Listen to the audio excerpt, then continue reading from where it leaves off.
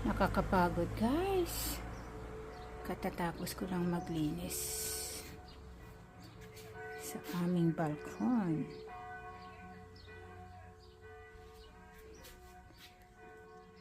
Niwalisan ko lang. Hindi ko na minap kasi nakakapagod. Nagtrabaho pa ako sa garden. Ayos na rin yan. Kasi hindi pa naman dito tapos yung pag-renovate ng bahay namin. Ang daming gagawin. Tingnan nyo guys ang view sa aming balkon. Yung kutsi ko nandoon. Cobin Park dyan. Nandiyan ang kutsi ko.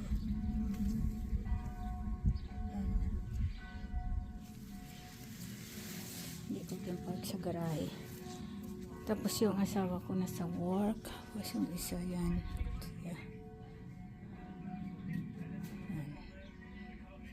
Sarado yung blinds guys kasi sobrang init dito.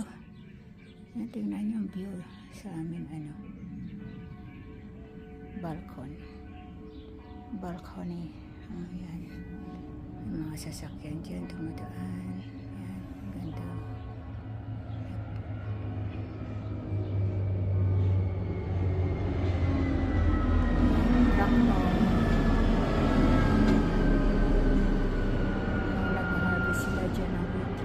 Nag-harvest sila madaling araw dahil delikado sa mga sasakyan pag dumaan yung alikabok yung ng dayami.